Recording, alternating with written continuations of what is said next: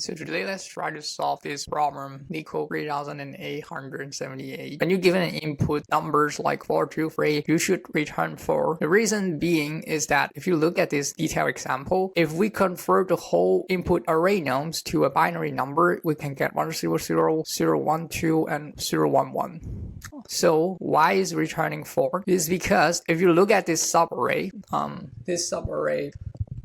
0, 1, 0 and 0, 1, 1, and then it will return out 0, 1, 1 if we OR them, like 0, 1, 0 or 0, 1, 1. The OR result is 0, 1, 1, and if we only OR this 1, 0, 0, it will be only 1, 0, 0, and if we only OR this 0, 1, 0, it will only be this one, and the same goes for here. The OR result of this subarray, which is only this element, is 0, 1, 1. So why is it returning 4 again? So it's because we want to know how many subarrays there such that the total OR of the whole subarray is one of its own element. So in this case, the only interesting part is here 0, 1, 0 or 0, 1, 1 happens to be this number, which is inside the subarray. That's why we have 4 of them. And of course, if the subarray only have one element, it kind of automatically fulfill that requirement. So that's why we return 4 here. So that's pretty much all for the problem description. Let's see how can we solve the problem. Okay, so my idea of solving this problem is that we're going to loop for every num_i, and for every num_i, we want to know the left boundary and the right boundary. What does that mean? So let's take a look at this example array. I just convert every number to binary, but you can assume this is the original nums. So let's assume that we loop every numbers from left to right, and right now we are looping in this number here, the third number here, 0, 0, 1, 1, and then I want to know what is the left boundary and the right boundary. So in this case, the left boundary is here, and I'm the one that I'm circling. The right boundary is here, the one I'm circling. Why? Because if you go one more left position here, you can see 0, 1, 0, 0, and this one, you can see this one does not exist in our current point of interest. So that's why we need to terminate one position after that. Similar thing goes for 1, 0, 0, 0, because this one, it does not exist in our 0, 0, 1, 1. So we have to go to finish our right boundary one position before this particular element. So the right boundary in here. So you can see this is the left and right boundary. What's so interesting about this boundary is that if we ever cross this point of interest here and within this range, the total OR will always be 0, 0, 1, 1. So what does that mean? It means that we can calculate the number of subarray pretty easily. For example,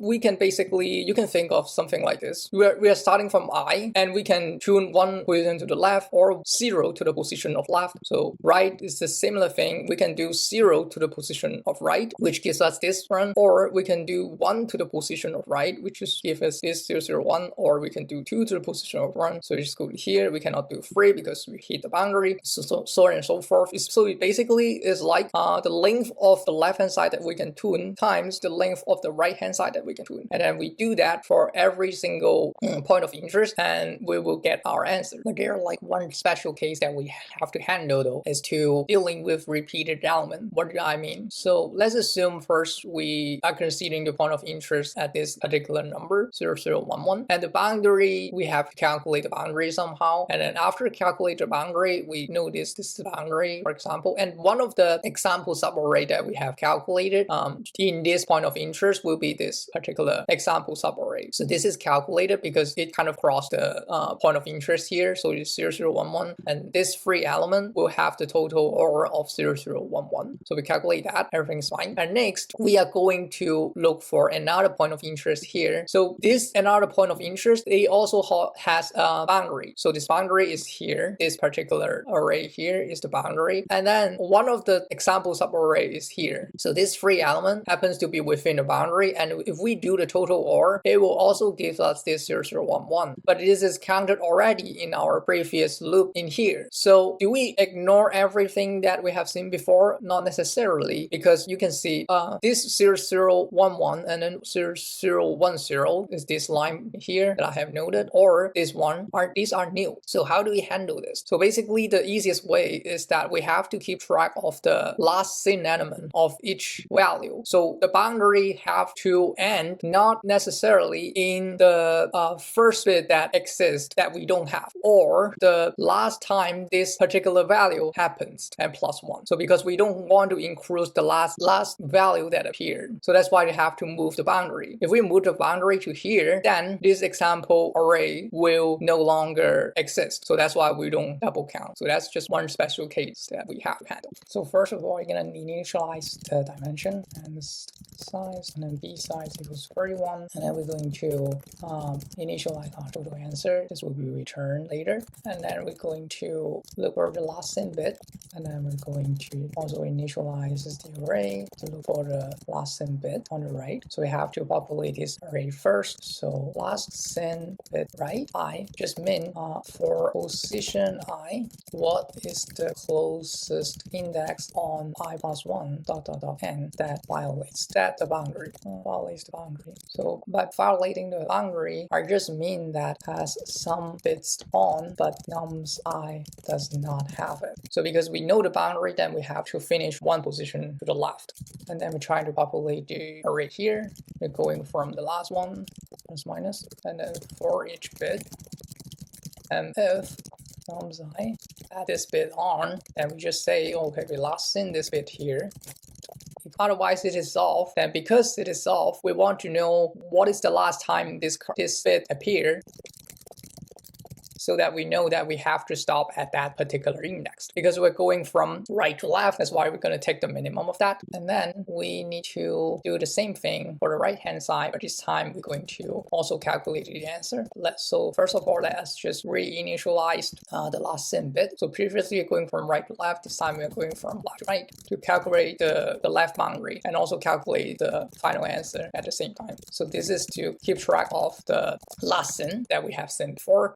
As we mentioned, we have to handle the special case where there are repeated elements, so we have to move the left boundary so that we don't recalculate it. We don't recalculate the subarray over and over again. Okay, so we can loop now. I equals 0, I less than n, I plus plus, and the left boundary, let's assume it's 0 for now, and the right boundary we already know. We just use last sin bit right I minus 1 because so this last sin bit right is just like the first that violate. On the right hand side we have to minus 1, so minus 1 means the valid, and then we are going to loop for every bit size again.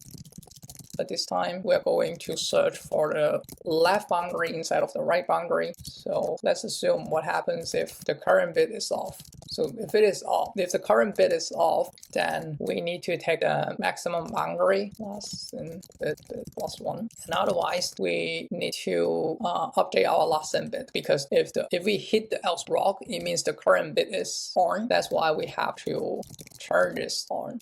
We have to update the last in bit to the current index. Okay. So if it is off, then we want to know on the left hand side this time, when does this bit last appear? Because now it is off. If anyone appeared before me has this bit on, this will be a value that I cannot touch. So the boundary has to be this particular element plus 1. Well, if we don't touch it, if we never have to go to this 0 equals 0 here, it just means that we're going to keep using the left boundary as 0. And then we also need to update the last sin. If last sin has this particular value, we need to tweak the left boundary as well.